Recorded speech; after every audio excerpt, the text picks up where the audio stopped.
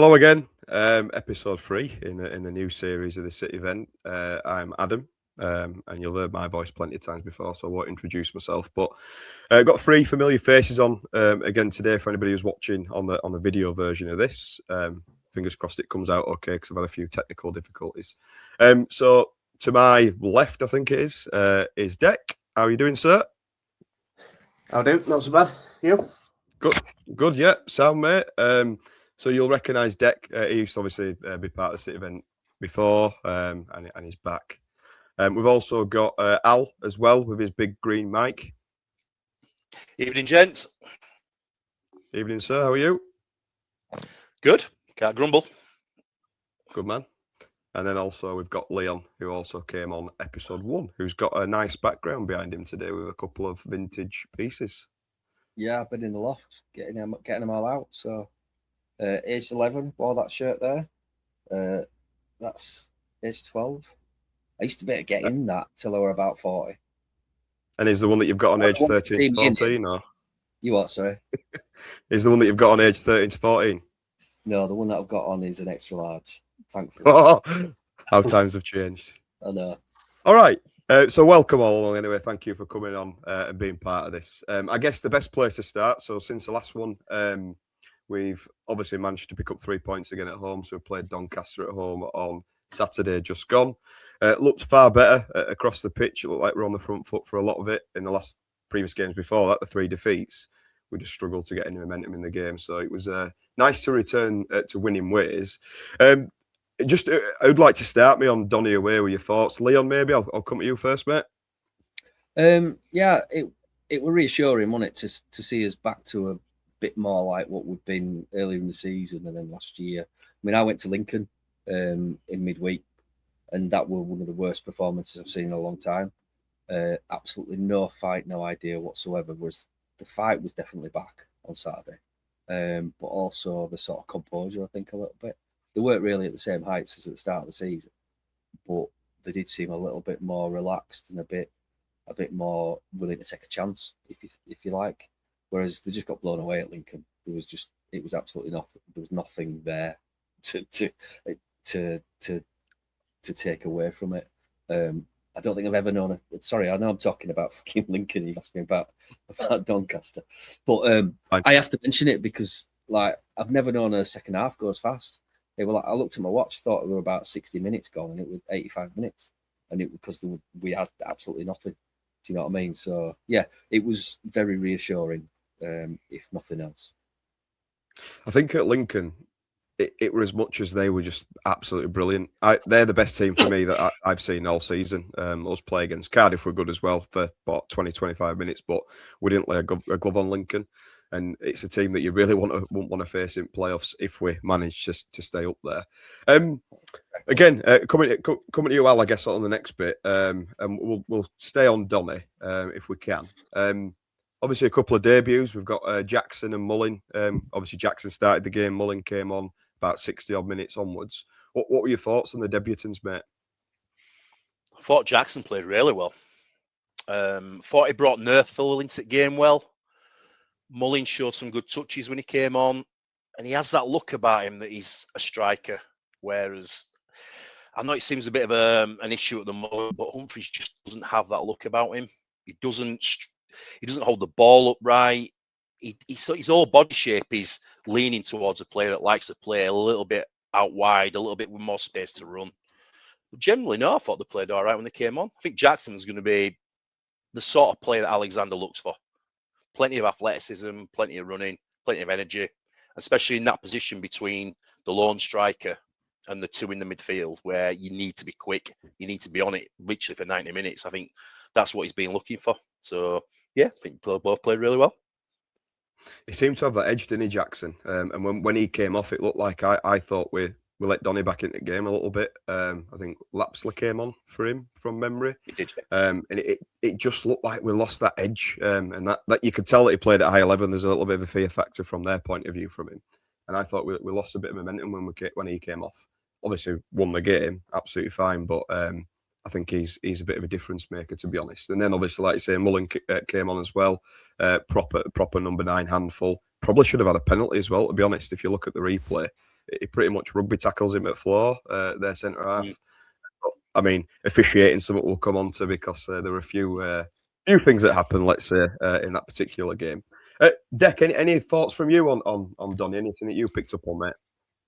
Yeah, just Jackson, really. I mean, especially I think his energy as well made a massive difference because he's running down that side. And at one point when he made a run, I've not seen anyone run that quick this season. The way he just bolted it straight down, and I think he give their left back. He left him with questions constantly, just thinking what's he going to do next. And I think that's a bit of quality we've been missing from that side. Obviously, while Sars is out. I think the yellow card for Mullin as well were ridiculous.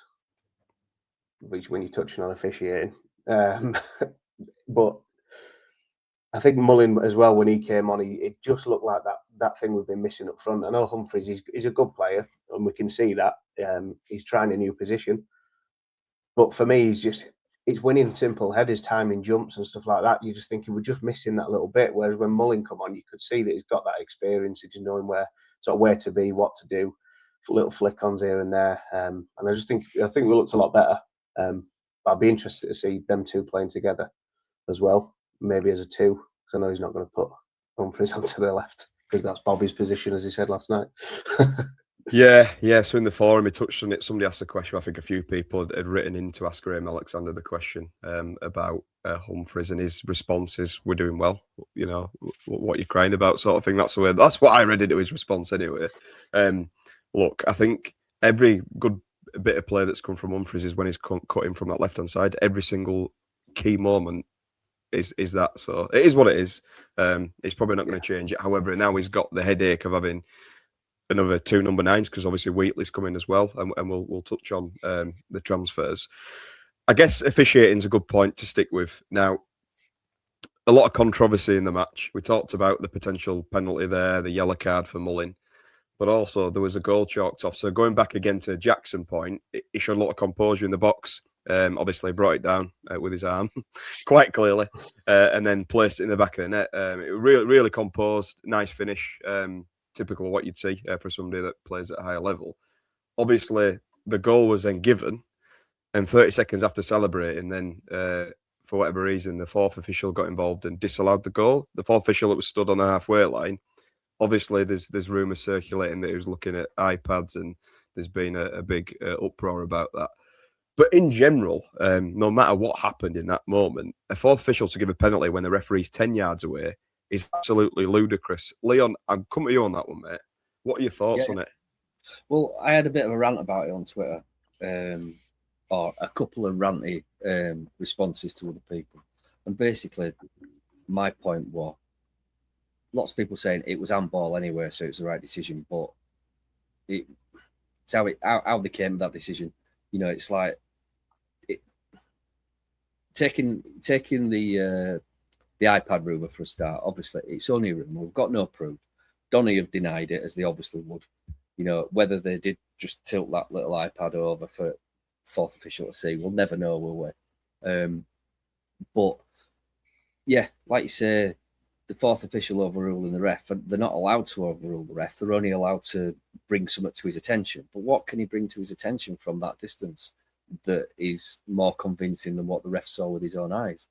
Because, I mean, just my last word on it is I didn't think it looked like handball at the time I was watching on telly. And even the replays, you see it come up to Jackson's sort of hip and he pulls his arm away. Yeah, probably it hit his arm and then the ball died perfectly in front of him. But if you're talking about, you know, whether you can say that beyond reasonable doubt, I know it's not a court of law, obviously. I don't think it was particularly contentious in terms of an handball anyway. I just think it was one of them that happened quickly. Ref and linesman give it, and that should have been the decision. I suppose in a way it's on the ref to not say to the fourth official, well, I'm closer. I thought it were a goal, so it's a goal. I don't know if the fourth official's more experienced or whatever, but it's interesting because you say there that you felt like it is another body part before it is arm, and I believe that in the rules that actually isn't handball if that happens because it's come off another body part before it's hit the hand. Now I saw it as a handball, but I didn't actually think about that before. I thought he did handle But- it, and it sort of dropped down and it put it in. But To be That's fair, I interesting. didn't say it with that law in mind. It was more a case that it looked like it hit his hip, and it might have hit his hand simultaneously or before. Do you know what I mean? I think the point I'm making is it wasn't as clear cut as some people are making out. But it's, again, we go back to it's the way the decision was arrived at rather than whether it was handball or not is the important thing. But yeah, I think it just highlights again that, and I don't know if it's just us complaining week on week about referees, but over this last sort of 3 or 4 year spell, I can never remember officiating being as bad in my life watching football. I don't know if it's trickling down from further up the leagues where they've got the VAR and all that stuff going on and having to feel like they've got to make these decisions and what have you. It just, I don't know. I don't know if it's just me, but I feel like it is just getting worse and worse every week. We've seen probably a decision in every game this season. Even at Huddersfield away, the referee were appalling, and that comes to mind quickly. And other games, I know that obviously we beat Donny, and the decision didn't really matter in the end. But it's more that it does sometimes, and it can change games. And there's nobody holds them to account, referees either. I listen to Talk Sport quite a lot, and they get referees on, and all they do is just back each other up.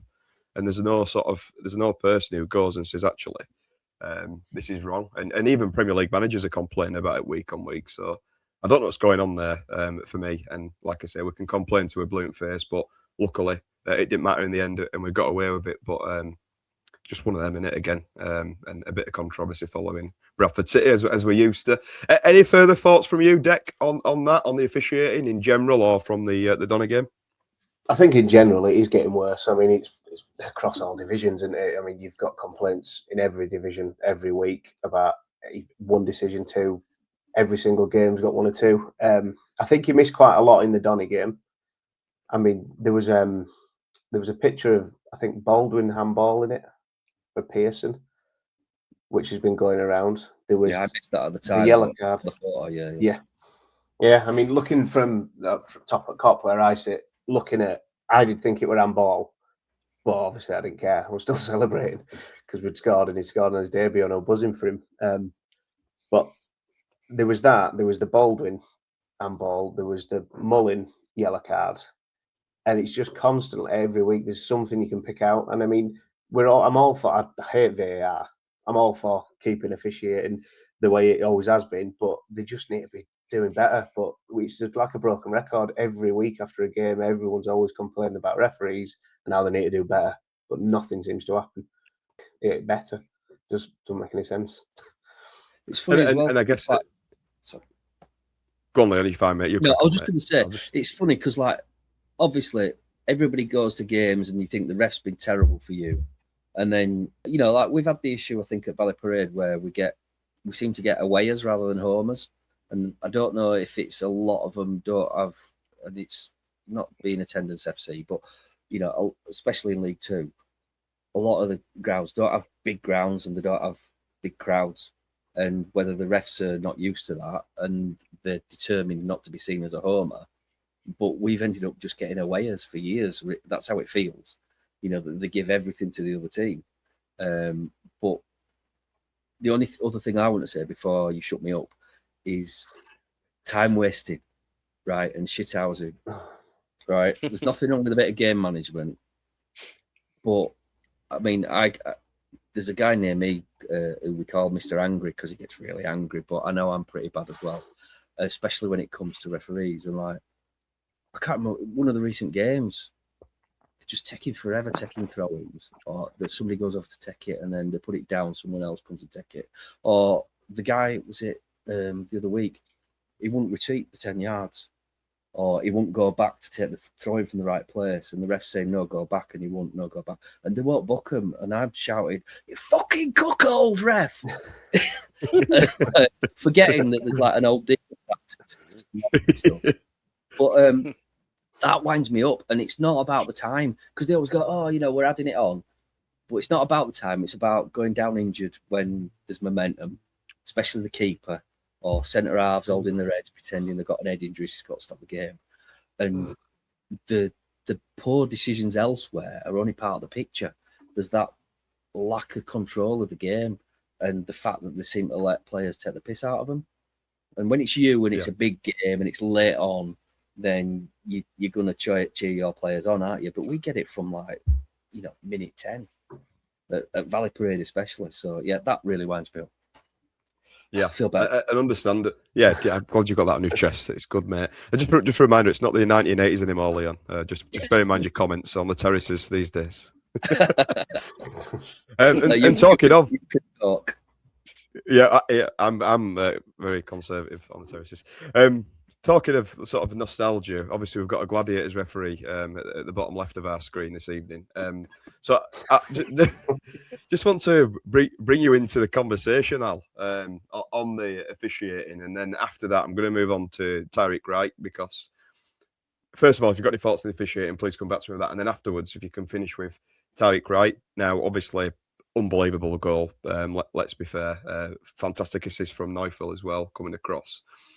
But I think the way he came across in his interview after the game, Tyreik Wright, were really refreshing, because he's obviously been out of form, got quite a lot of stick at times from, I don't know if he hears it from the stands or sees it on Twitter or whatever, but he was just really humble, and he just seemed delighted that he scored a goal, and he was saying it's been a long time coming, that kind of thing.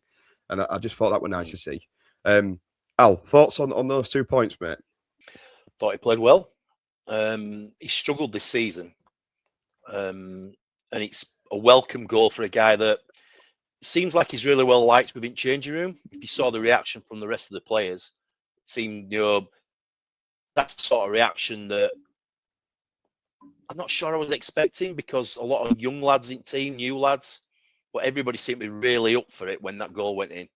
And I haven't heard a roar like that since the end of last season. That's how good it was. I don't think you'll see a better strike than that. Not at Valley Parade.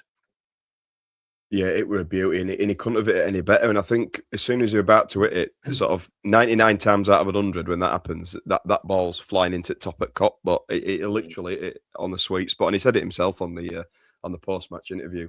I'm really pleased to see it. I think he's a little bit unfortunate at times, some of the stick he gets, and I think it's almost a victim of his own success in that first season that he played for us, when he were so good consistently week in, week out. And he's not fully picked that form back up since he's been at the club following that. It's almost like if he gets the rub of the green in the first sort of 5 or 10 minutes in the game and he takes his man on, it's like a bit of a confidence player. And I think a lot of players are like that.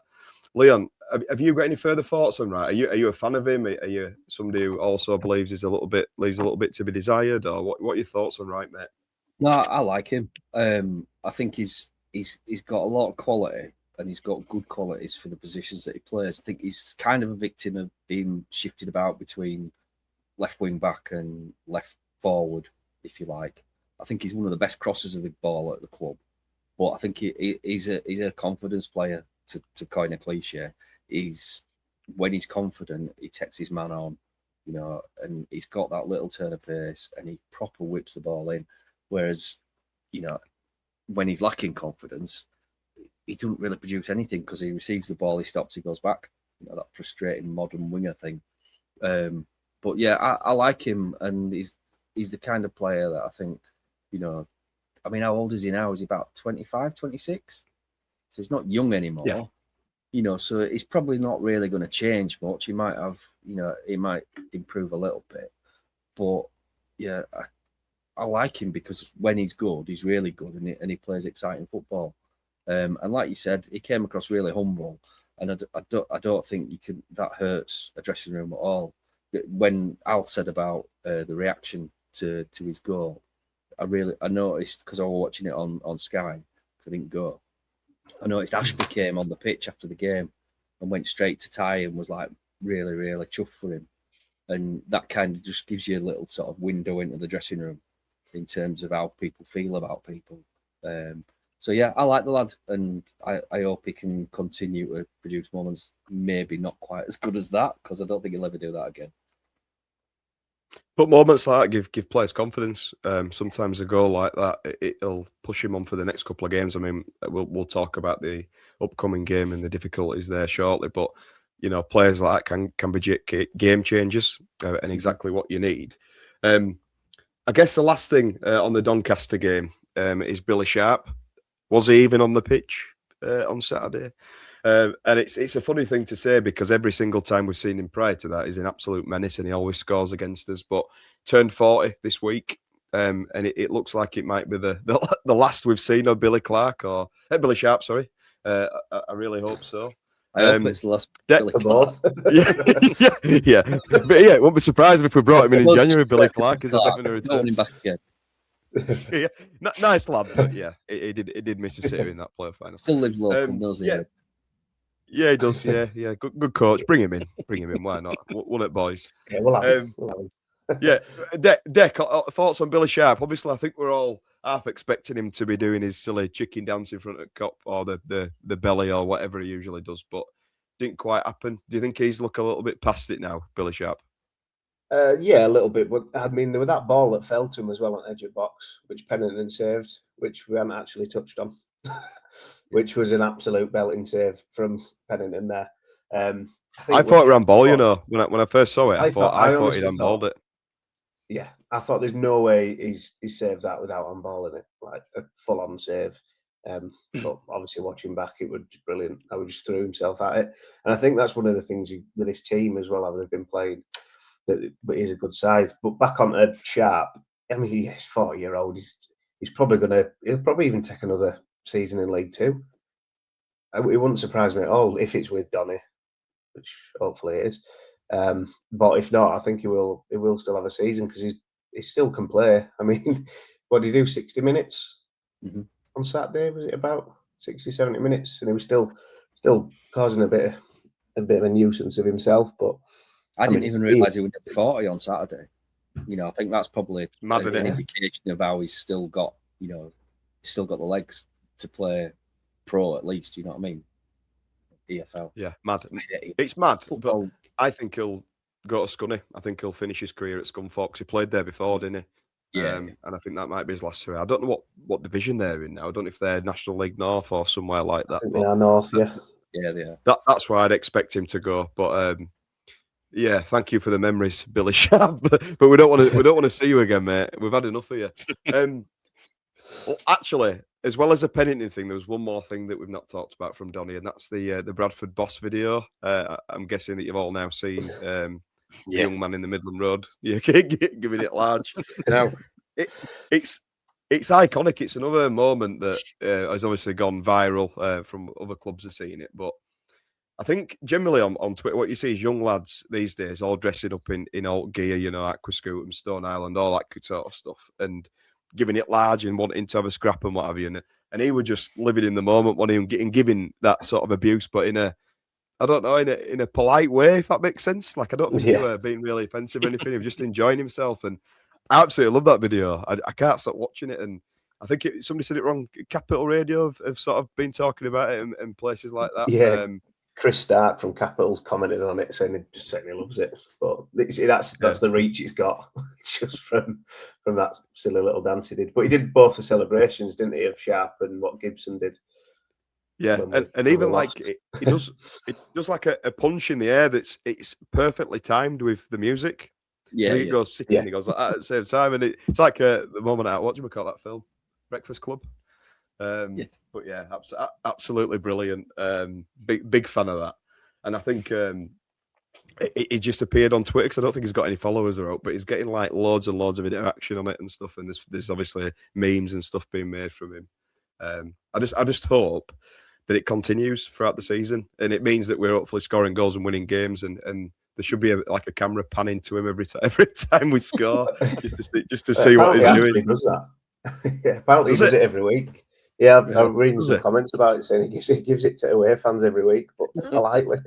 The other funny thing about it is it's obviously Midland Road, and I think I sit in the cop, and you have this little bit of an attitude about Midland Road that they're quite quiet and calm and what have you. And then when something does happen and they go nuts, it's a bit funny saying, "Look at Midland Road as they're going mad." Do you know, if referees not giving a decision or whatever? Yeah. So I just you found mean it like really the funny. The old film, with thermos flasks and travel rugs. I used to sit in there. Maybe you soon. Did you? Yeah, it's me now. Premier League used to sit in there, but we got moved when they moved us to the northwest corner halfway through the second season because they were giving more to away fans. You two would fit in And in that stand wasn't now, wouldn't really, you? it wasn't Midland really Road. like the main stand. It wasn't cushion. You what? Sorry, mate. No, nothing. No. What? No, main stand is where all cushions and blankets are, really, isn't it? And thermoses. Yeah. I think Yeah. Midland Road's And you- kind of somewhere in the middle. Yeah, I'd agree with that. I think that's fair. And the cop's just full of all idiots, which I'm including myself in that. So I'm not going to go at anybody there before you come at me. Okay, right. Are you ready for this?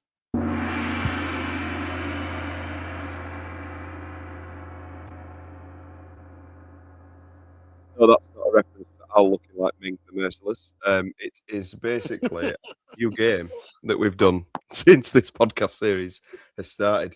And it's the guess of who that player is. So we're talking about a player that's played for Bradford City in the past. Now, this could be in the last 100 years. And I'm going to go through a series of clues, and you just need to shout out guesses if you feel like you've got it. So the first one, which is quite vague, but it's a clue that I really, really like, and a link that I really, really like. He is currently playing in the same league as the richest footballer in the world. That's your first clue. If you get it off that, I mean, you're absolutely out of this one. Okay, so you've not got it off that. So the second clue is that he's playing in Thailand for Chonburi FC. If I pronounce that wrong, I apologise. But Chonburi FC. So this player is currently playing in the same league as the richest footballer in the world. And that is in Thailand, in the first division for Chonburi FC. So he's not in the same team as him, but he's playing in the same league. So he's still currently playing in Thailand for Chonburi FC. Any ideas? I feel like I should have a countdown clock. Nothing I at all. haven't got a clue. I'm not up on my Thai football, if I'm honest. Liangle. He's no Angle, but prior to that, he played in the I think it's a Saudi league. Oh no, it's not. It's the Libyan Premier League he played in for Al Nasser. But prior to that, he played for Grimsby Town. That's not Grimsby. That's Grimsby Town. So before he went to Thailand, he were playing in the Libyan Premier League. Prior to that, he was playing for Grimsby Town. So if you connect the dots, obviously he's still playing football. Mm-hmm. Prior to moving abroad, he was playing for Grimsby Town, which that's where Bradford City players like to go. I'm going to say it's not a great clue, that is it? I start vague to make it harder. No, I mean Grimsby. Oh, well, yeah, true. What was it, just as a place? Yeah, well, yeah, both. No guesses? Crikey, as bad as Labine. Theo Robinson. No. He came Bloody from hell. He's down in City Folklore as well. Okay. I'm just shouting out last minute deadline day signings, basically. It's fine. You know what? I like it. Right. Next clue. He signed for Bradford in the summer of 2021 under Derek Adams. We signed him from Scunthorpe. Oh, that was his previous club. Jacob Butterfield. 2021. No. Levi Sutton. Nope. Anything else? No. All gone blank. Okay. Next clue. He got 2 goals in 21 appearances for us, and he was a winger. Definitely silence. The only player I can ever remember Songo signing. Dylan Motley Henry. Adam signing with Songo. Well, no, it's not Dylan Motley Henry, by the way, but who were the other one? What did you say, Dick? From me, from Derek Adams signings, the only one I can ever remember him signing was Songo. But obviously, he came from more. It's never been the same without him, has it? Okay. So he is an international and he's played 13 games for his country with 1 goal. That country is Sudan. Not Zidane, Sudan. I think a lot of people that are listening along will probably have got this one by now. Well, it didn't go on this long last time, did it? Because Ash got it on the second question. True, yeah. Ash, where are you, mate? We need you for your football knowledge. These 3 are clueless. Oh, I'm terrible, mate. I forget what I've done yesterday. Oh, Right, okay. He's also got a brother that plays as well. Oh, fuck. I know it is, but I can't think of it. He didn't play for us, but he played football, his brother. And I think you're going to kick off after that clue. Yeah. Oh. I haven't got it, but I know it's there somewhere up in my brain. Aboisa. Yes, it's Aboisa. Fucking hell, that took some time, didn't it? Yeah, it was Sedan. I knew when you got that one. I knew sort of had an idea, but I couldn't think of the name. You know, I said it. I just said it twice. So like... Is that who you're thinking of? Is that who were up there when you were saying it? That's what I'm saying. We're up there somewhere, but that's not what we're up there. Do you know what? It's funny because he's very forgettable, isn't he? I mean, once you say his name, you remember him, you can probably picture him, but without that, you're thinking pretty forgettable player. But he scores bangers. That's all he does. And now and again when he can be asked. Just the link at the start. The richest footballer in the world. He's called Tyreik Wrights, and he is the Prince of Brunei. And he's worth 20 billion potentially. Is what it says on Google anyway. I was going to ask if his riches came from football or somewhere else. But yeah, so the Prince of Brunei. There you go. I really like that, and I wanted to use it, but obviously it didn't help anybody get the answer. Okay, so we'll move on from that failure. We did get it in the end, but we'll move on to the transfer window. So obviously lots of excitement, lots of outs, lots of ins. I think it might be good to discuss the outs first, and then we'll come back to the ins. So starting from the beginning of the window, we saw McIntyre go back to his parent club, who then released him on the transfer deadline day, did a contract termination, and he ended up signing for Aberdeen. I think we all thought he might come back here. I were a little bit, when we were talking about it on the space of a night, I were a bit like, I just can't see it, because Alexander didn't seem to fancy him. He never played. I can't see him coming back to us. So I wasn't surprised to see him signing elsewhere. We also saw Pattison leave, Cook and Halliday, three, I won't say legends, but they're massively important players for us over the last few years, and they're leaving in really good grace. Lewis Richards obviously left as well. Hopefully his shoulder that's made out of chocolate recovers over the next few years, and we can see best of him again, because he was really good when he were on form. And obviously Neil Byrne, which we're probably not gutted about him leaving. We weren't pulling up any trees at all in League One. And then on deadline day, we saw Kavanagh go to Oldham, which I think is probably a good move for him and about right for where he is in his career. And Tommy Lee as well went to Bristol Rovers, who also signed Richie Smallwood as well on deadline day. That was an interesting window from them. Leon, I'll come to you first on the outs, mate. Anybody in particular there that you're a little bit disappointed to see leave, or any sort of shocks there, or were you quite happy with the outgoings? I don't think disappointed from an actual football sense. I think disappointed to see Cookie and Halliday go, and to a slightly lesser extent Pattison, just because of what they've done for the club and the fact that they were involved in. They were absolutely key to last season, even though Cookie only played half a season. And then I think with people like Tommy Lee and I nearly called him Nathan Byrne, then Neil Byrne. Again, they played the part, but they've not cemented themselves in our sort of folklore to the same extent as the other three. And so I wasn't disappointed to see either of them go, other than I love Tommy Lee's hair, and I did champion him on the cow's arse for quite a while. And then start of this season, when he had a good run in centre midfield, I were a little bit like, I told you so. But then since that, it seems to be since that little spat with Alexander on the pitch, he never really featured again. Shame about Lewis Richards. I thought he looked really good when he was in full flow. He had a really good cross on him. So yeah, I think my overall feeling is I'm not particularly upset that any of them have gone. I don't think they necessarily were the key to what's next for us. But at least half of them go with they did the bit for us and they'll always be remembered. Yeah, and it's a different feeling, isn't it? Because usually when players leave us, it's a bit like, thank God. It's very rare for us over the last sort of 10, 15 years, a player's gone and you're absolutely gutted about it.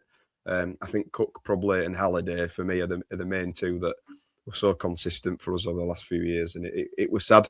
And on the forum, Alexander spoke about Cook leaving, and somebody questioned, could we have done it a little bit better, dealt with it better? But I also kind of thought the same, but then the way he answered it, actually you're thinking, yeah, you're right. So Alexander said something along the lines of, I couldn't have handled it any other way because he wasn't getting in the team. And then if I put him in the team over somebody else who's training better or deserves to be in the team for playing better that season, what message is that sending out to the rest of the squad? Realistically, he had his sort of goodbye game against Newcastle, and it would fit in because he scored an absolute wonderful goal against them as well, his boyhood club. And that'll be the way that he remembers sort of his last sort of game at City, really. I know he played a little bit after that, and I think that's quite a fitting way for him to leave. But yeah, he to me is a City legend now. Is an icon that will be remembered, especially for the younger lot, because that's a striker that scoring goals week in, week out, and they're the ones you remember. So yeah, I'm very much aligned with you, and I think looking at the window before deadline day and maybe a couple of days leading up to it, you're probably thinking it is a little bit disappointing to lose them players because we haven't quite replaced some of them. But obviously, we'll talk about the incoming shortly, and that did come to fruition, I would suggest. Deck, thoughts on the outgoings, mate, from your point of view?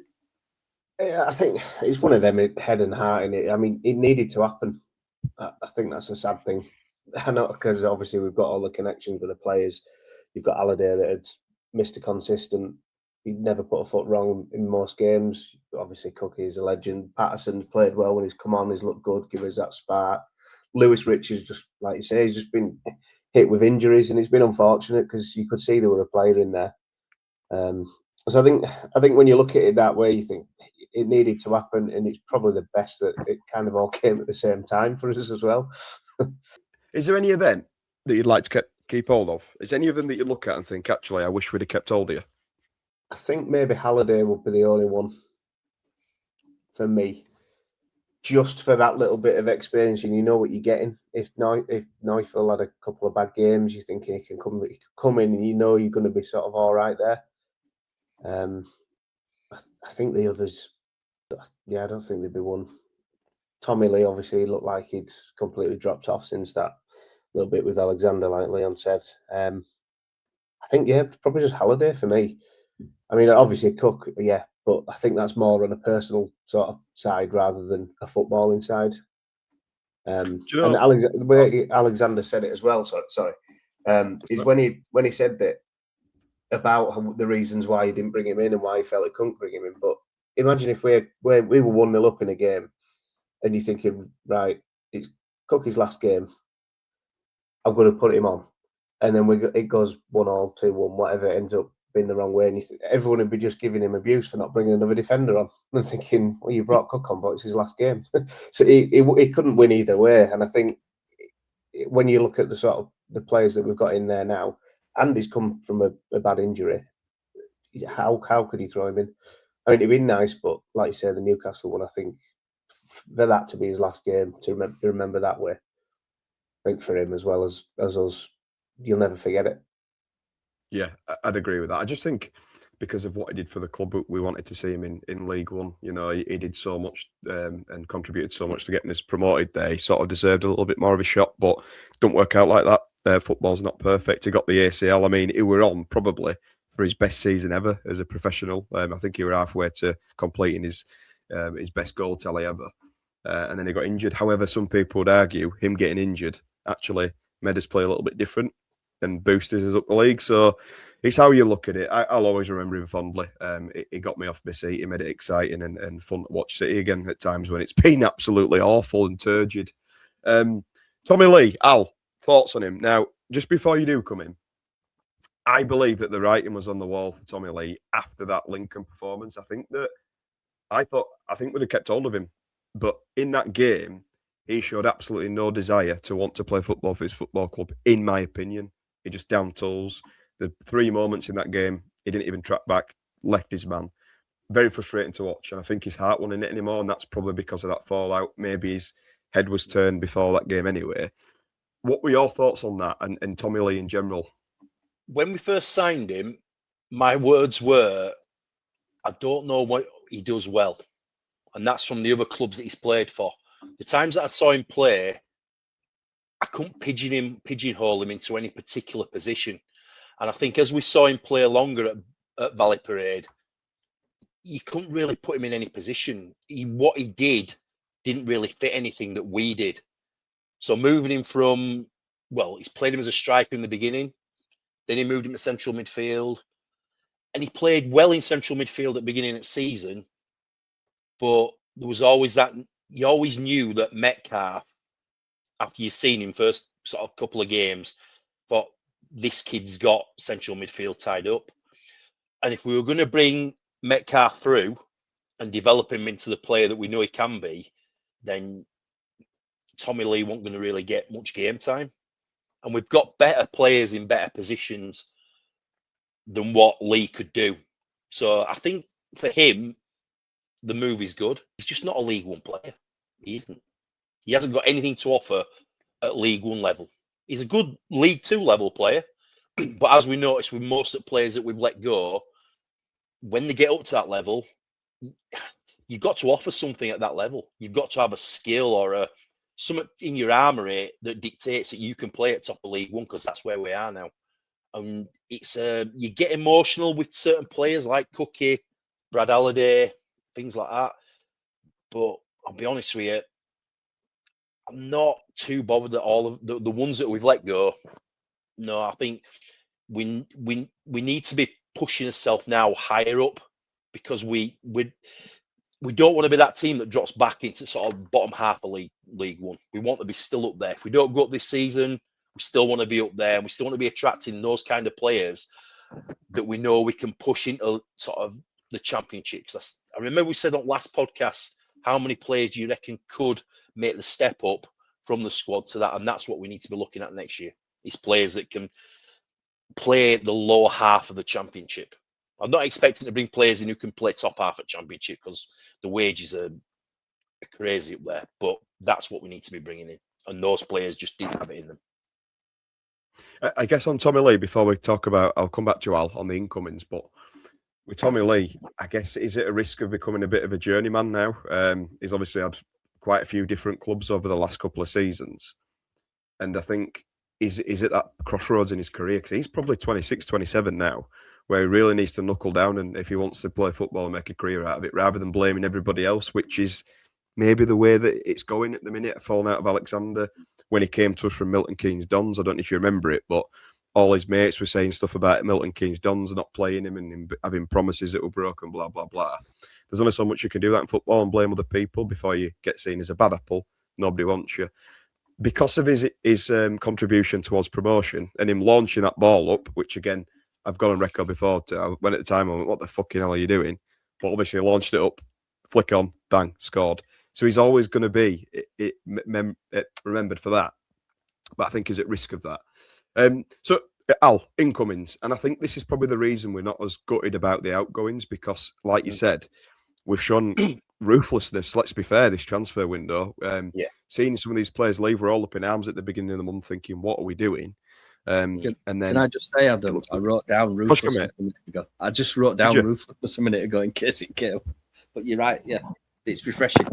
It absolutely is, mate, and I think we've probably all got that in his thinking that at the minute, because it is ruthlessness, and it shows that we've got that ambition to go a little bit further. And from the forum again, Sharp talks really well.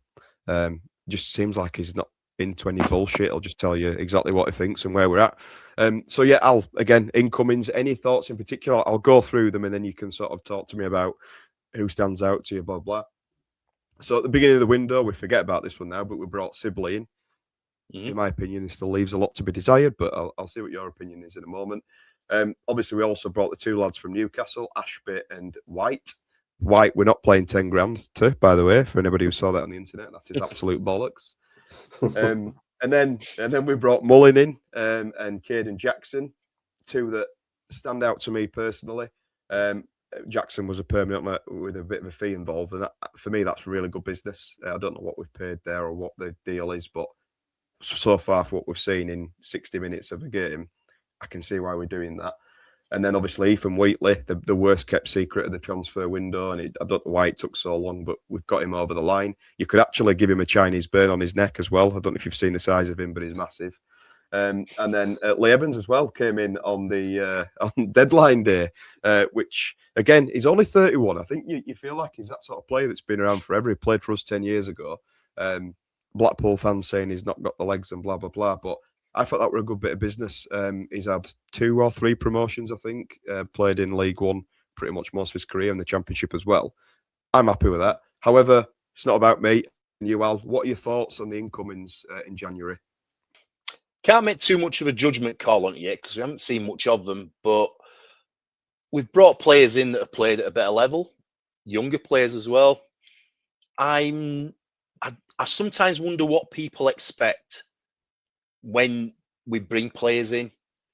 This window, if you go back to windows of old and some of the disasters that we've brought in, this window looks pretty good, really. There's players that have played, Lee Evans, Caden Jackson, Sibley, Ashby, all played in Championship. They've all got Championship experience. They've all got something to prove. And if you got, God, if you think back to some of them we've brought in, Jimbo likes of Guthrie and people like that, that seems miles away now. We actually do seem to have some sort of structure as to what we're bringing in. And before we haven't. It's just been, just bring bodies in for the sake of bringing bodies in. But each player that we brought in seems to have a role that they can play, or they can back somebody up who's already playing a role. So with that, yeah, I'm pretty happy with it. Yeah, it looks like we've improved across all fronts, doesn't it? And you've not mentioned Mullin there, so I want to ask you the question about that. And do you think that, because it were very 50-50 on X or Twitter, whatever you want to call it, about Mullin.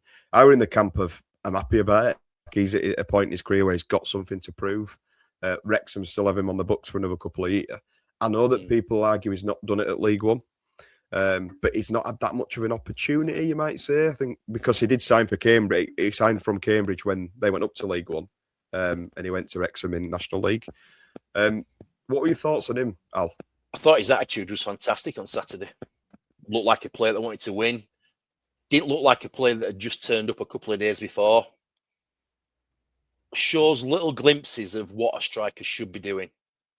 And regardless of what our manager thinks, I still will never buy into Stephen Humphries as a number 9. Never, ever will. He isn't. So shove that out your trumpet. He's not a number 9. He really isn't. And so little things that Mullin did, how he held the ball up, how he's shielding the ball. It's a real skill that a number 9 possesses, especially if you're playing the lone striker role. Look how many times Humphries loses the ball because he dawdles on the ball. He doesn't use his body to shield the ball. You notice how Mullin were backing into defenders, moving into defenders, just using his body weight just to book into them. So I'd start him on Saturday without a doubt. I don't think he will. I think he'll come on again, but I'll start him without a doubt. He's different level compared to what Humphries is in that position. I'm not going to bag Humphries on the striker role. I think he's got a role to play in a different position. But to me, get him started. Yeah, and it's when you look at his actual stats for Wigan when he was playing in the minutes he got, I don't think he had a bad return goal-wise. I think he got maybe 4 or 5 goals in the minutes he had. And I think he's still their top goal scorer. And we're halfway through the season, and he didn't play an awful lot for him. So he does score goals, give him chances. And I said, I think you were on the space, I said this, but we've had loads of these opportunities in games where the ball's come across or the ball's been put in the mixer, and that natural number 9's not being there to actually poach it or finish it. And we do make a lot of opportunities like that, especially when your wing backs are bombing down, and then they always like to bomb down and cut the ball across. And there's never anybody there. Humphries is probably the one doing that half at time for a starting point, and he's drifting out and drifting back in. So I'm with you on that. I'm a Humphries fan, and I've gone on record to say it. I love him. He's got power. He's got all the attributes to be a brilliant player. However, I do think that we have got 2 now, number 9s, that realistically should be starting ahead of him in that central position. Any further thoughts on that, Leon? Yeah, I mean, I'm not just on Humphries very quickly. I'm not a massive fan in terms of I've not seen what people are excited about him for. But I think I'm prepared to give him the benefit of the doubt. Who the fuck am I to say that? But I'm prepared to give him the benefit of the doubt till he's playing in his proper position. And as Al says, it's not a number 9. But just talking about Mullin, one of the things that I noticed, and again, it helped because I was watching it on telly rather than watching it from the cop. You know, the incident where he was rugby tackled just inside the area, and in fact, that was just before the Power at the bar and Bobby at the post, wasn't it? I think, but no, Leon, it was before the goal. It was just before the goal. Of course, yeah. Sorry, yeah. Thank you for correcting me. No, that sounded really sarky, didn't mean it like that. Yeah, it did. Thank you, fuck you, sort of thing. Thank you. No, but right, better watching it on telly. Yeah, he got bundled to the ground. Obviously, got nothing. But when you watch it on telly, you can see that he gets up and he immediately backtracks, so that he's going back towards the back post, and then as the cross is coming in, he runs onto it. And that's a striker thing that you can't necessarily teach, especially not at age 24, 25. And that's probably where Humphreys is coming up short. Irrespective of his contribution elsewhere on the pitch, he's not got that instinct of where to be for when crosses are coming in. That's a classic striker tactic of just, as soon as he realised the ball had gone out wide, he's off to the back post to then be able to dart in, and they might do the other way. They might go front post and then go around or whatever. But that was really promising to me, that he's a wily sort of old fox, basically, and a bit of a shithouse. And I think he's one of those players that if he's playing against you, you hate him. But if he's playing for you, you think he's brilliant. A bit like Curtis Tilt. I hated Tilt. Saw him play against us for Salford. Absolutely despised the bloke. I thought he was a nasty piece of work. And now he's our nasty piece of work. He's brilliant.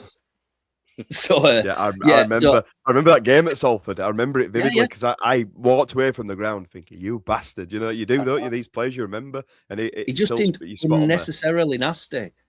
But I love it now. Yeah, it's brilliant. Now he's one of us. One of us. But really quickly on the other incomings, I think I liked Jackson. I like the fact that he won the ball back quite a few times, which is kind of not really what he's there for. But if he's doing that, then that obviously takes the pressure off Nerfel a bit. And I actually thought this earlier on, because a lot of people said how much better Nerfel was on against Donny.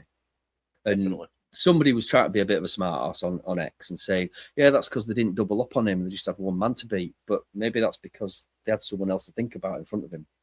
Do you know what I mean? So if you can take the pressure off Nerfel by having a threat in front of him, not that Sarcevic in a threat, obviously, but pacing behind, for example, then that obviously, if you've got somebody as fast as Jackson who can get in behind, then they're going to drop off.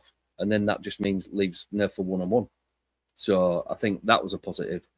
We talked about the Newcastle lads and Sibley last time, didn't we? I like Lee Evans. I think I mentioned in our little group chat, my lad's really, really chuffed because he absolutely worshipped Lee Evans because it was his first season paying attention when he played in that checkerboard shirt. And I think he's a decent signing. Last thing I'll say about I saw a few people saying lack of ambition because it's just loans and contracts to the end of the season, apart from Caden Jackson. But I think that's quite canny on the part of the club because, as we know, or hopefully, we don't know what division we're going to be in. But also, you don't really get the good signings in January. So it's been a January window with 1.5 eyes on the summer, basically, I think. But I don't think it's weakened us. I think we're at least as good as we were and potentially better. On a couple of bits, just one thing I wanted to come back on, and it's the Neufeld and Jackson on that right-hand side. It's almost like having 200-metre sprinters playing against you, and you've got if you've got one that you've sort of marking, you've got another one that's going to fly past anyway. That, I think, is going to be pivotal to the rest of our season. If them two stay fit, I think they really complement each other. And then obviously you've got the left-hand side as well. But that, to me, is frightening. And I think if it clicks, it's almost the best right-hand side in the division. And I'll go on record again to say that. I think it genuinely could be. And what you said about bringing Jackson on a permanent is probably the one out of all of them you look at and think he is the star player that we've signed. And he's one we brought on a permanent, which is great business. What would you, before I come at you, Deck, on this, Leon, what would you rate the window out of 10 from your perspective? Because there has been some disappointment from fans saying, why have we not brought, these championship players in? Why have we not brought more in? I'll tell you my opinion in a minute, but what's your thoughts and what's your sort of marks out of 10 roughly on the whole transfer window, I guess? Yeah. Well, I mean, a 10 would be like making a massive statement signing or two, wouldn't it? You know, signing somebody on big money that everybody else wants. But we're not at that stage yet. So I think given where we're at, who we are, where we've just come from, I think I'd say an 8, really. I think when you look at the shambles that we've had in the past and the direction of travel, I think it still shows kind of an upward and forward mobility rather than just, I don't think it's treading water or playing safe. I think it's a sensible approach. But yeah, I think they've probably improved us, really. I agree with Deck. I would have kept Halliday selfishly. You know, if he'd been just for nostalgia purposes, if not. Yeah, but also, I mean, I liked that Lapsley I saw today turned down opportunities to leave, and I like that from him. And I don't know if we'll have time to talk about him, but I was pleased that he got a run out and he took a bit of time to warm up, but he had a good last 15 minutes, I thought, on Saturday. Yeah. Well, I'll argue the point if you want. Yeah, I don't see what he does. I'm a little bit. I like to see output from players in certain respects, and he runs around a lot. It's to be admired. Alex Gilliard run around a lot. It's to be admired in certain ways, but I don't know what he does. And he's one that splits opinion, like Sibley, players in the past that have split opinion. I don't see it, Leo. What does he do? You tell me, what does he do? Well, I mean, I said last time he popped up and scored some important goals last season. You know, he popped up in some really promising positions. I think maybe like a 3 or 4 match spell. Yeah, fair enough. You know, he had the shot that got kicked into the goal by the defender to get us promoted. Let's be fair. So, should it really be his goal? What do you mean, Sarcevic? Oh no, it was a deflected Lapsley shot for me. Yeah. People have tattoos now. Just be careful. People have 90+6 on the bodies. Lapsley 90+6. But in League One, he's not. I don't think he's contributed a lot.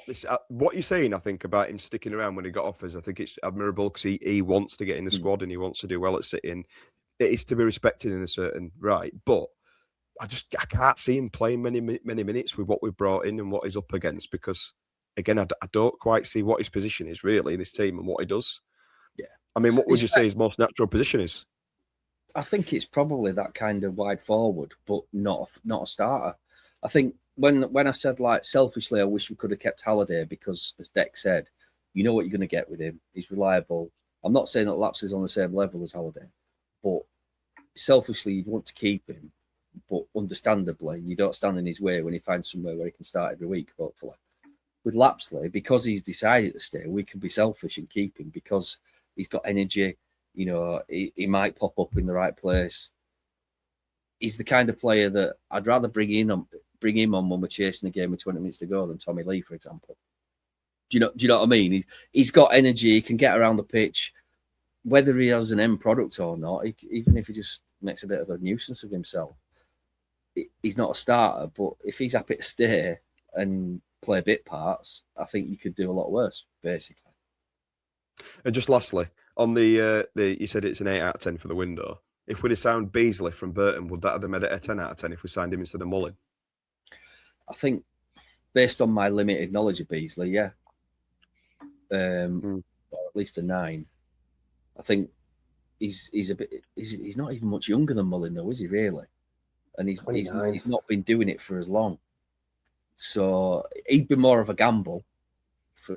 Would he though? I think based on spending a fee is a gamble, yeah. But he's scoring goals this season, and I think when you look at that compared to where Mullin's been scoring goals, not as consistently, I think that Beasley would have probably guaranteed. I mean, it's hard to say that, but he'd almost have guaranteed you a playoff place if he's scoring goals at the same consistency that he's scoring a minute, if that's the right word. I don't know. I think that was the only one that I was a little bit disappointed that we didn't do. However, when then they talk about financing the forum and that they're literally within 1% of the budget, it'd have been a silly move to do it because it doesn't guarantee you anything signing a player as we've been burnt with in the past. So I just wanted to ask you that question. So yeah, you'd have said it'd have been a 9 or a 10, which I think is fair enough. But hopefully, Mullin. I know very little about the lad. You know, I've only really heard of him recently. Only got his recent scoring record to go on. I noticed he looked like a pretty tall fella. Is he quite tall? Because it's just another element to his game, isn't it? That we don't have anybody massive, you know, who can sort of dominate in the air. So that would have been an interesting addition. But then I suppose Wheatley's that the same height, I think, isn't he? If he's not maybe not quite as stocky. But well, did you see the photos of training with Wheatley in? They put a photo on today because they do some sort of drill at City, and I don't know if it's like a 6-a-side competition, whatever they do, and whoever wins it, they end up posting it on their Instagram. And Wheatley was on it with Baldwin, Kieran Kelly, and a couple of other players. There immediately, Kieran Kelly's a bit of a giant, isn't he? Ethan Wheatley were the tallest by maybe a few inch. Right. So he is a big lad. He's quite slight. He's slim, but he's a tall striker. So I think we might see balls going into the box. And look, with him as well, I think people haven't really got excited much about him, but he's been on the radar for a lot of teams. And on that forum last night, they were saying that he was Cardiff's #1 target, I believe, if their striker had got injured, something like that. So he's a player that teams at the top end of Division 1, and I feel like he could be a shrewd bit of business, and we'll have to see what he does when he comes on. He's playing for a team now at the top end of Division that are wanting to win games that obviously play probably a little bit more attacking compared to Northampton. So I'm interested in Wheatley. And Deck, obviously I'll bring you back in, mate, because you've been quiet for a while, but what are your thoughts on the incomings? And you might want to start on Wheatley. Yeah, I'll start with Wheatley. It's a little bit of an unknown at the minute, but his reputation from Man United and from the England setup that he's been in is quite high. You look at Northampton, how many was it? 3 goals he's got? 3 or 4, something like that. 3 or 4. So he's got a few goals. He's got a bit of experience in League One. But yeah, you touched on the point of with Cardiff when their striker went down injured. Donny tilt pocketed when we played him, and for them to be looking at him and thinking that's our striker, we need to be looking at him. He was already actually signed, wasn't he, when Cardiff had inquired with their agent? They said on the forum. So it's interesting that we've obviously beaten off competition for players that are highly regarded in League One. I love that phrase, though. I love that. Oh yeah, we beat off competition. I'm so happy to be here. It's such a big club. Yeah, all that shit. Yeah, you're right though. You're right. Big crowd, loads of fans, all that. But no, it is good to see on the other side. I know they say it all the time. They've said it forever. I mean, they've said it for the last 6 years, but we've been stuck in League Two, beating off competition. But actually, now you look at it, we are actually beating off competition. But it's one of the old sayings that always comes out, like you say. I think overall, I'd probably agree with Leon. It's probably an 8. The window. I think we've strengthened in sort of areas where we needed to, rather than just throwing players here, there, and everywhere. We've got rid of sort of not dead wood, but players that probably wouldn't be able to come in to the team as much, and they'd just be sort of getting upset. Then the dressing room, obviously, they're clearly going to have an effect on that. But I think for a change, I'm actually impressed with the window, rather than thinking I wanted more. Obviously, everyone always wants more. You want them to splash millions, but we're not going to do that. So, being realistic, I think you look at it and you think we've signed some good players. So, let's see how we get on and try to cement that playoff place. Do you think they've shown enough ambition to show us that they want to push to be in the playoffs? Do you think by what they've signed and what the business have done that they're showing us that? I think they could have done more from an outside view, not seeing in finances and all that stuff. If you take them out of the window, you could look at it and say, look, we should have been looking at a couple more low-end championship players that maybe aren't getting in. Or I think the loans is the one that's a bit of a sticking point for me. But I knew at the start of the season, when we only had, I think, 1 player on loan, that it was going to be a loan window. And as well, we don't want to be sort of spend. When it comes to January, players always have 10-20% onto the price tag because they know people need them. And when you're looking at Bradford, Andy Cook's gone. That's a striker down straight away. Humphreys isn't pulling up trees up there, scoring goals every week. What are they going to be looking for? A striker. As soon as they get sniffing around, look at Beasley. They'll have just been putting another 10-20% on there, and then you're thinking, is it actually worth it? In January, when we could get a couple of players in on loan like they have, but you just think it's just one of them. Always want more. You're never gonna just sit there and be happy with it. Let's be honest. We could have signed anyone, and we'd have still wanted someone else. But I think they could have shown a little bit more ambition. But I think they've done well with what they've done as well. See, I really like the strategy. I like the strategy. I think they've done a really good job. And when you look at the forward positions where we've all been saying we need to strengthen up top, they've gone out and got pretty much 3 different sorts of forwards. You've got Jackson, Mullin and Wheatley, who do 3 different jobs, who can all change the game in different ways. I'm really impressed. I think the Beasley one might have just been the cherry on the top of the cake, and we'd have probably got him instead of Mullin. But I like the cut of Mullin's jib. I really do. I think he's going to be brilliant. I think he's a typical sort of Bradford City player, if that makes any sense, and somebody that fans will really connect with and get behind, and that'll hopefully boost his performance on the field. I'll just finish for you on the window, mate, on the incomings. Is there anything you want to add that we've not mentioned? No. To be honest, you've answered it all. So, but if I was going to say like 7.5, 8 out of 10, that's what I'd say. Yeah. And you think it shows ambition that we want to get promoted by the business we've done? I don't think we could have done anything else, really. We're constrained, aren't we? Yeah. We haven't got a big sugar daddy. We don't have millions of pounds, magic money tree, etc. We just work with what we've got. Unless somebody comes in and starts, shitting golden eggs, we haven't got any money, have we? So we just work what we've got. And I think within those constraints have brought in a couple of players who've got a point to prove, likes of Ashby. I think Sibley's got a point to prove because I don't think he'll be in Championship next year. So a couple of players still, about 24, 25. So still technically got the best years ahead of them.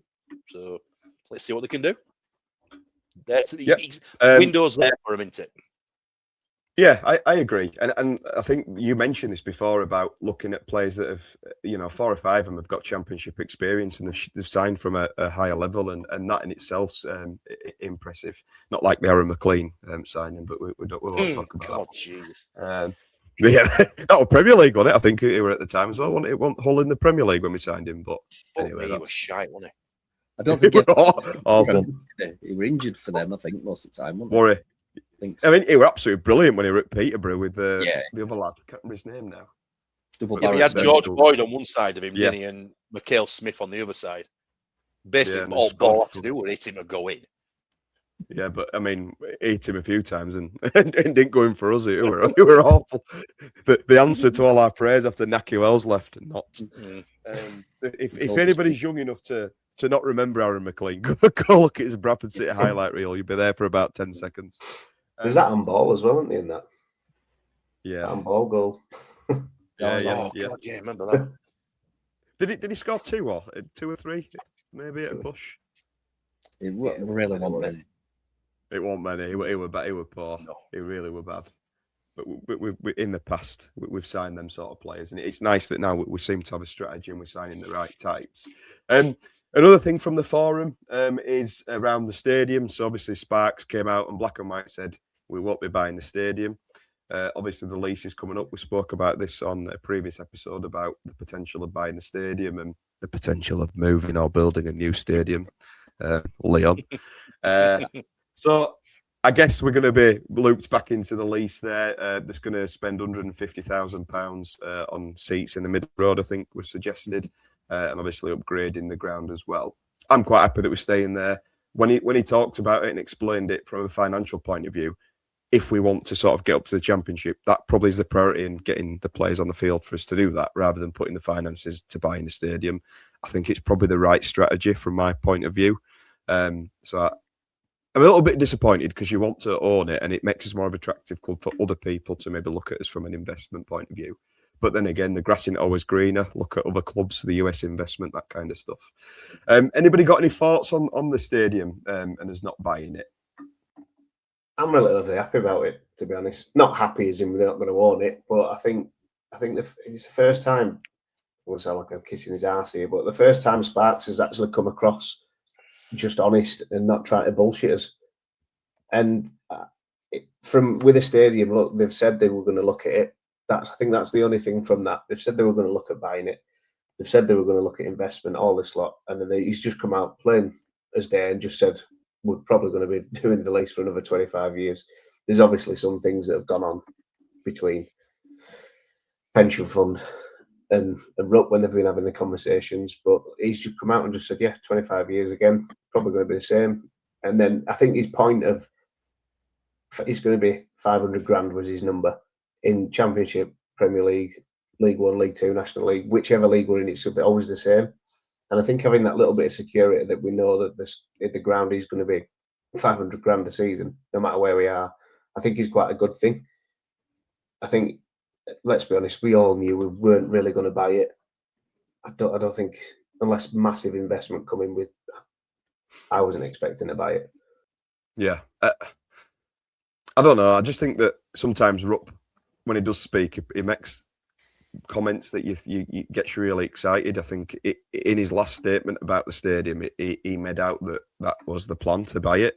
If the way I read it, I'll go back and read that. And if I'm wrong, I apologise. But that's where I read it. And then obviously he came out in the summer and said that he's got the budget to take us to the Championship. Now it's the biggest budget we've had, so maybe that is correct. They were saying the other day that is it about 7 or 8 million or something? We've got 7 million, something like that. I'm not saying 6, 7 because kids will be loving that, won't they? But apparently, I know. Soz about that. I'll delete that out. I think it was 9. I think it was 9 million. 9 million, and I think it's our biggest budget since the Premier League. So obviously the budget's there. I'm surprised it's bigger than the one in League One when we had that Mr. Rahich that was still here and spunking money like it for fun. But yeah, I'm not overly disappointed. I think that what I would like to see is a training ground, and people have harped on about this before, but I just think that would be a little bit more beneficial and could actually help you make a little bit of money. And it might be something that you can work with the Bradford Council about. But who knows what the future holds? And I think getting to the Championship, we'll probably see things start moving in other ways as well, because you get so much more funding. It's like 9 million more just to spend a season up there. So I think that'd be important. Leon, it looks like you've got something to say about the stadium, mate. So I'll come to you. Well, I mean, we mentioned before, didn't we? And I backtracked on leaving Valley Parade. I was disappointed that we were going to agree another 25-year lease. I thought it seemed a long time, and I was surprised when the turnaround said that it's definitely not going to happen. But I can understand why. I mean, if you think about it, just to think about it from the pension fund's point of view, they've got a legal obligation to get the very best amount of money for the trustees have got that obligation for the people whose pension it is. Because I think there's a bit of misconception, or I'm misunderstanding it, but it's not Gordon Gibbs' pension, is it? It's the employees, it's his employees' pension fund. Yeah, so you're right. Yeah, provide pensions for lots and lots of people, and they've got an obligation to get the very best deal that they can. And if they can get, I can't do the sums, but 500,000 times 25, that's 12.5, isn't it? Actually, yeah, it's quite easy. 12.5 million. They'd be saying, right, well, it's 13 million to buy it now, for example, or they might edge the bets and say, okay, 10 million. But 10 million for that piece of real estate is not a realistic price. So you can understand why they would sort of stand the ground and say, no, if you want to buy it, you need to give us something that's equivalent to what we'd get for another 25-year lease. I've seen people say we should call a bluff and move to Odsall, do what Rotherham did, but it's never going to happen. I have a pipe dream of, if we had to leave Valley Parade, that we've got this beautiful stadium on Valley Road right next to town, walkable from North Parade. What I've heard secondhand from the forum, I can't argue with. I think he's made good points. He knows better than us the financial situation, the financial landscape, etc. I think with Rupp, I was going to say a minute ago, he does tend to get a bit giddy, doesn't he, and says things without thinking, you know. Because when you said about, you know, he's going to buy the ground or we're going to the, I've got enough money, it just made me think of see you in Championship and Eddie going. Yeah, you know, it gets a bit carried away, just the lad. Yeah, it does. And then somebody shows him the sums, you know. It's quite admirable, isn't it? It's quite nice to have a bit of an eccentric corner where you see a little bit of emotion and passion. We actually bumped into him on the day we went up. We managed to get into the ground where all the players were and what have you, and we were speaking to him like God knows what we're saying because they were intoxicated beyond belief at that point. He agreed to everything though. It came across really, really well, and I guess he's going to do because he's just, you know, being promoted. But he seemed a lovely fella from what I can remember. And Alexander as well, and that's when I learned that Alexander's a vegan or vegetarian, one or the other. But they're eating this pizza. Vegetarian, I think. I said, where's mate on that? What's going on? And he went, oh, I'm a vegetarian. I'm like, oh, for fuck's sake. You know, but I just didn't, I don't know why, but he's just the sort of guy that I wouldn't expect to be a vegetarian, if that makes any sense. But there it's an interesting point that you make about Rupp, though. It would be better if we knew him a bit better, if that makes sense. Yeah, no, I agree. And we saw him a bit more, and I think you're right. Because you don't see that personal side of him. I think people would be able to connect with him a little bit more if you did. Yeah, exactly, I think you're right. Yeah. Someone said that on the forum, one of the questions.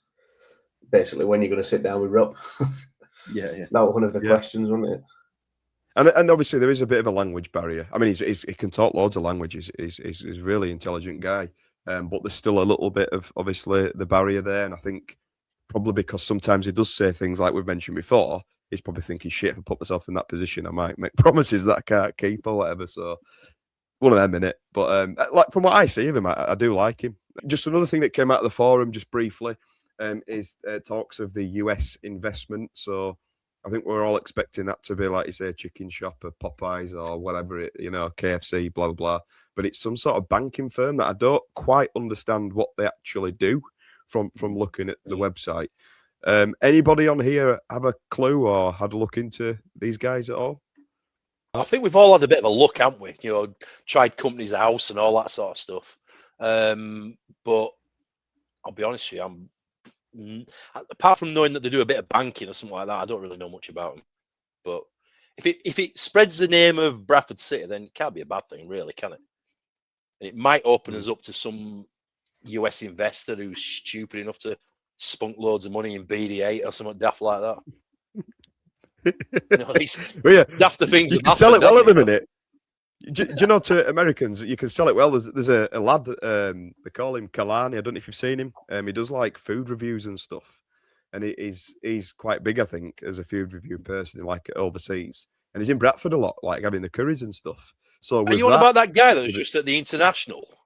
Yes, yeah. Yeah, I saw him, yeah. He's actually he comes across really well. I really like watching his videos, and I'm not really into all like that, but I think it's quite interesting when Americans come over and they try and British stuff like Seabrooks crisps or whatever it may be. But yeah, it seems a nice bloke. But yeah, I think with that and the city of culture, Americans might think, "Oh my God, Bradford's so cool. Let's invest." That'd be it. That'd be ace, wouldn't it? Until they get in and realise what it is. Where have you brought us? What is going on? This is little Germany. So I guess we'll just a couple of last few bits and pieces because we've been going on quite a while. One of the bits is about the pitch. So I noticed that the pitch over the last couple of games is cutting up a bit. And I think that could potentially affect the way that we play and, getting the ball out and what have you. We've obviously got a nice break now, and we'll have had, I think it's about 14 days between the fixtures from Donny to the next home game, which is Stockport on the Tuesday night. Do you think it might become a concern as we go through the last sort of kick-ins of the season? I've always noticed this time of year, it starts to look like Wayne Rooney's head in the fact that it's patchy and patchy in places. And I don't know what the crack is. Maybe it's because of Stan Roos or something like that. Maybe Leon with his planning background might know better than me. Right, yeah. Yeah, I thought I'd get that one in. But it always looks bald. And maybe, I don't know, maybe we need some more lighting rigs or things like that, stuff that encourages the grass growth. But it was cutting up badly at weekend, wasn't it? You could see him take like golfers taking divots out. I know it's power. He put a massive divot back in that had been taken out. I don't know when it was a player had been tackled or something like that. And there was a huge divot on pitch, and he like putting it back in like you see on a golf course. Maybe if we go up to the championship, we might have to think about spending a lot more money on the pitch. But I'll be honest with you, we don't really play that much football on ground, do we? So maybe it don't, in that sense, it don't affect us too much. Yeah, I don't know. I think we do. I think we play the best football when we're passing it, to be honest with you. And so when we do start lumping it, that's when we struggle in it. I think that's a problem. And I think that will become a problem because that's probably what we'll revert to doing. Go on, Leon. I was just going to say exactly the same. I think we do play good football when we're doing what we're supposed to be doing. I think we clearly, for whatever reason, we deviate from the ideal game plan. But, you think of players like Baldwin, teeing up his crossfield diagonal, then you don't want him bobbling just before he does it and him shanking it. Do you know what I mean? And it's kind of, even if you're playing some long ball football, it's still important to have a good surface. And I think and go on. I'm going to say, and then diagonal balls as well that you talk about. If you've got a pitch that's full of water or slop or whatever, as soon as you're skidding away, aren't you? And that diagonal to Neufeld that he's got half a chance of making, it becomes sometimes impossible. Sometimes it might stick and it might do us a favour if it is super muddy, but otherwise it makes it slick, doesn't it? And the ball bounces and goes. If we just make a point here, lads, that as well, you've got players like Bobby and Jensen Metcalf. They need the ball to feet. We can't be bypassing them in the air when you've got players that are that technically good. Josh Neufeld needs the ball to feet, and we need a pitch that allows that to happen as well. And if a pitch starts cutting up and starts, we start getting that bobbly, because from a distance it can look like a decent pitch, but from what I've been told by lads who've been on it before, when you get on it close up, it is quite bobbly. Ball can take, it can jump a little bit at times. So it's better than it has been over years. But when it gets this time of year, I don't know, maybe it's just a little bit more Elford groundsman or something like that. I don't know. I'm no expert in greenkeeping or all like that. So hopefully, like I say, with the 2 weeks break they'll have had, and they'll get lamps on it and what have you, and hopefully it'll recover and we don't see any sort of adverse weather. Or we'll get that big tent on it again. I don't know if you remember Nick Kitchen video dancing underneath that tent. That were a time. Our Twitter as well. I mean, just on a side note, it's bloody brilliant at times. And certain times you think it's just full of kids just talking shit, but then there's just so many funny things that happen on it. And this year's been no different. And we're only 2 months in. But I guess just briefly on the Stockport game. So I don't know if you know this, but it does land on Valentine's Day, gentlemen. And I don't know what your plans are. A couple of seasons ago, I took my good lady to the Sweet Centre, and then I went to the game. I never heard the end of it, to be honest. She said to me, "Never do that to me again."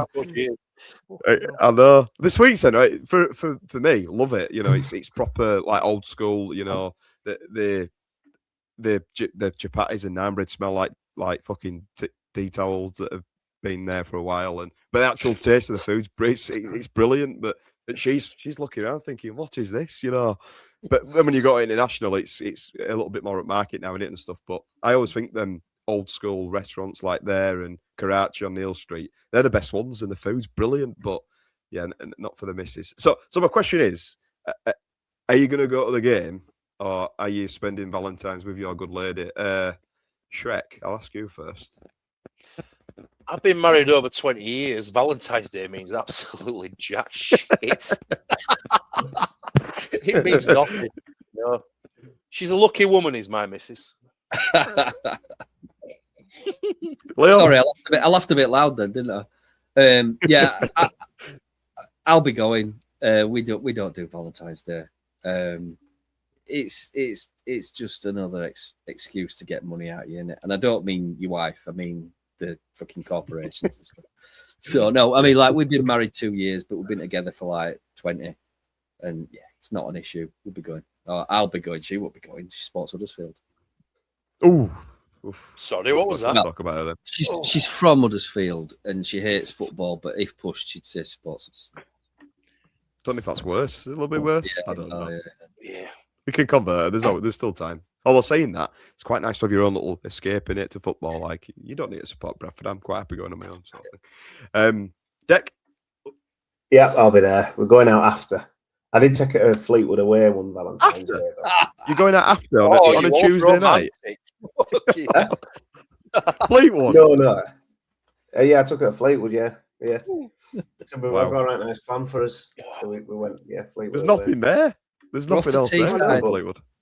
Bradford were, weren't they? Went home after. So hang on a minute. You take her out after the game and it's 8 o'clock kickoff on a Tuesday night? I've got my dates mixed up. Yeah, it's the 14th. It's a Tuesday. Peterborough, Right, so you're thinking of. we're at home Tuesday night for Valentine's Day, we're not? 14th. Isn't that the 17th? 14th is Peterborough at home. Well, we're at home anyway. So we're at home. Nick's not getting away with Valentine's Day, is he? Come on. He's trying to throw me off here. My question is, are you going to a game? Yeah. Don't look at your calendar. Yeah, bollocks. Literally, 14th we're at home, and I'm going Yeah. to game, then we're going out after. I can't believe you're going out after a game on a Tuesday night. There's been an out open. It's not Tuesday, Anyway. it's a Saturday. Anyway. Saturday the 14th. Right. My bad. Okay, I'm wrong. I'm wrong. That's what Quick confused me. question for you guys on panel. A quick question, guys. Do you guys actually buy your missus out on Valentine's Day? No. Yes, a card at minimum. You've got to. Good Nope. God. Deck, You're not the... come on, Deck. Come on. Yeah, you've got no choice, have you? Oh, Jesus. I bought. Hang on, right. You've got a lot to Everyone else learn, is you getting lad. it, You aren't really. they? So- Uno reverse though. Do they buy you something, or is it agreement that you have? Because obviously they're two older gentlemen on today's podcast. Oh, Oh, that's hurtful, is that? Stuck in their own Yep. ways.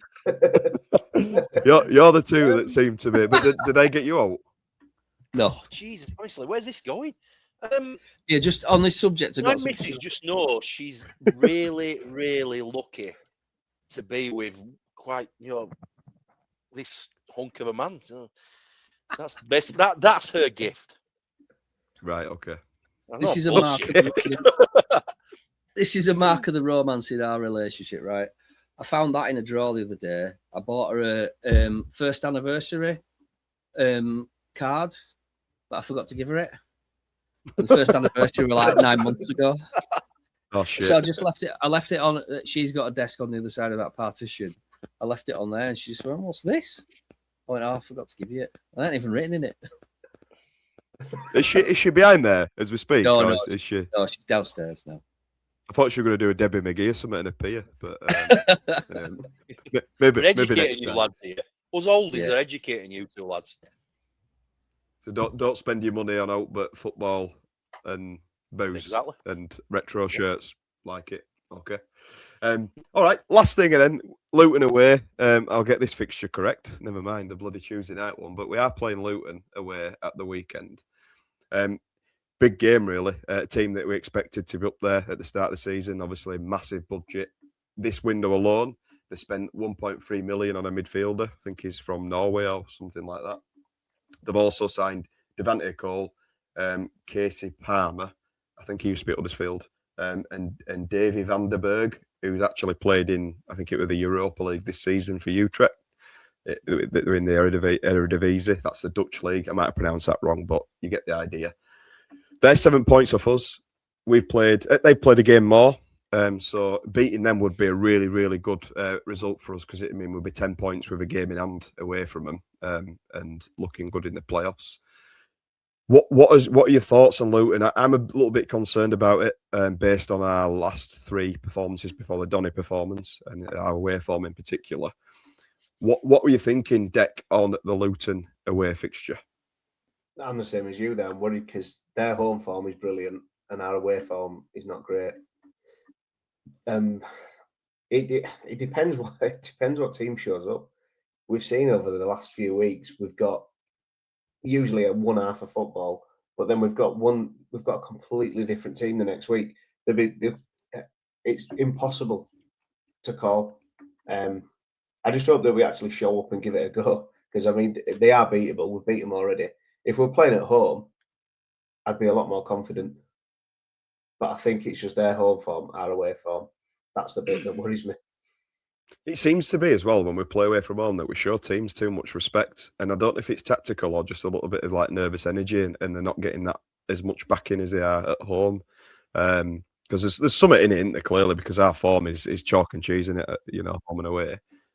So yeah, I totally agree with you there. Any thoughts from you, Leon, on Luton? Sorry, I just distracted because the dog's coming. Yeah. What's that Huddersfield fan in that house? Oh no, here you go. Keep her away from that dog. You don't want to get on camera. I think it's one of them, innit? We go into games where the other team's on a terrible run and we expect to lose. Going to games where they're on a good run, we expect to lose. That's suck it and see. Is my response. I think Deck's absolutely. That's the way Al lives his life as well. It is actually, yeah. No, Deck's absolutely bang on. It depends which version of us turns up. It's all reliant on that. You might get a situation where it wouldn't have mattered how well we played against Lincoln and they're still beating us. But as long as we put up a decent performance, then I'll be happy going to their place for the first time in however long. Do you know what I mean? So, yeah.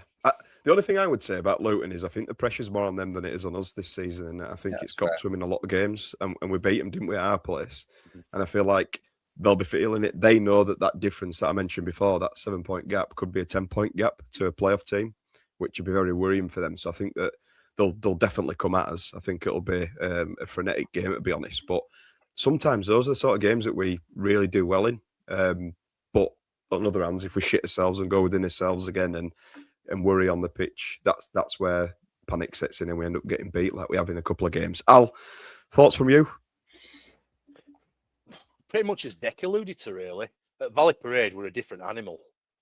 Away from home, I don't know, we play a different style away from home. And I'm not sure it suits the teams that are, how can I put it, more technically better than what we are. I think it'll help with the players that we've brought in, such as Mullin, Jackson, things like that. But I'd be happy with a point on Saturday. I think a point would be a brilliant result. They've got a really good squad. Yeah, they have. And you'd expect that later in the season they'll probably be pushing for those playoff positions, which, I mean, looking at that playoffs and who it could be in there, it'd be an absolute fight to the death. There's some big names in there and some big teams. If you notice where Luton are, they're the team that I'd expect to get into the playoffs. And if we what we don't want to do against them is lose, because if we can pick points off them, keeps them away from us. And as we are at the moment, I think if we can keep that gap and that the gap that what it is now, I think there's no reason why we won't hit the playoffs come the end of the season. Okay, and just sticking with you all then before we finish up, quick prediction for Luton. 1-1. Deck. I'm going to go 2-2 because I was going to go 1-1, but I think there's going to be goals in it. But I don't know how many. But 2-2, just as I said 1-1. Any particular scorer from you, Deck? Do you think anybody's going to score? I think Mullin's going to get one and Jackson. Yep. Okay, Leon? I think it'll be. I'm going to stick my neck out and say 2-1 City. Wow, okay. Any particular scorers? Jensen Metcalf's going to score again. He's going to get another one of them into the top corner. And I reckon another banana. Jackson. You were close on Saturday, wasn't it? You were close. Oh, geez, yeah, just so close. He teed another one up, and we just need to keep doing that. And he needs to be, and I said this the other day, he needs to be on free kicks. Max Power needs to step away and just leave him on free kicks. And Tyreik Wright maybe from the other side, Jackson Metcalf from one, right foot, left foot, whatever. So yeah, Power, don't turn into Smallwood and start taking everything and strutting round and what have you, and ended up at Bristol Rovers. Before we end, lads, how much is Metcalf going to be worth in 2 years' time? It depends, doesn't it, on if he keeps on this trajectory. On this trajectory, you've got to be circa 5 million. If we end up in Championship, let's just say, and he's with us, 5 million minimum, surely. If you're in League One, what, maybe 2 or 3 million is my opinion. Don't know if anybody would Best disagree with signing that. we've made for a long time. Definitely. And obviously, there's going to be a sell-on in that as well for Everton, inevitably, because they're a talented player there. But it's fantastic business and the sort of young player that you want to be gambling on a little bit. And it's clearly paying off because he's fantastic. He really is. And you can tell he wants to be here. Yeah. Interesting that I think you're one of the people, Adam, that made the comparison with Mullin, possibly on Twitter. The big difference and the positive difference is that we signed him. He's not on loan. Do you know what I mean? And therefore, if he progresses like Cullen did, then we're going to make some money out of him. You know, if he progresses further than we can progress at the time. But yeah, I think if we went up, I think he's 10 million. I think at the moment he's we got offers in the summer. I think we shouldn't be accepting less than 2, and I think we should push for like 3 or 4 really, because other clubs do. We never do. And as well as him, you've got other assets on his hands as well. We've got Bobby, who's obviously got interest from the Championship, and Neufeld as well. Neufeld's another one who could go on and do it at Championship if he stays consistent. And the recruitment in that respect, when you look at just them 2 players, Metcalfe and Neufeld in particular, we haven't seen recruitment like that in years and years and years. And hopefully it bears fruit in years to come. We want them to stay Bradford City players, but you've got to think of these things if you want to move forward and keep developing as a club, like Peterborough did. But they seem to be on the decline a little bit, don't they, of late? But there you go.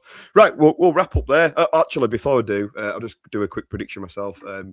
I think that it will be 3-2 to City against Luton, and that's more in hope than anything. I just hope it's a really entertaining game and we go hammer and tongue with them. And just who's scoring? I think Mullin's going to get the winner, I think he's going to come on and I think he's going to score the winner. And I think that'll really, really rile Luton fans. And I think it'll be the start of his career at City, winning that, getting that goal. And I think everybody will fall in love with him. Maybe Jackson might get another one and Metcalfe. That'd be the dream. But we'll see. Okay, we'll leave it there then. Yeah, so thank you very much, gentlemen, as always, for coming on. We'll aim to record again in about a week's time. We'll probably play another 2 games in that period. And fingers crossed, it's a nice points return in that time. So thank you, take care, and bye for now.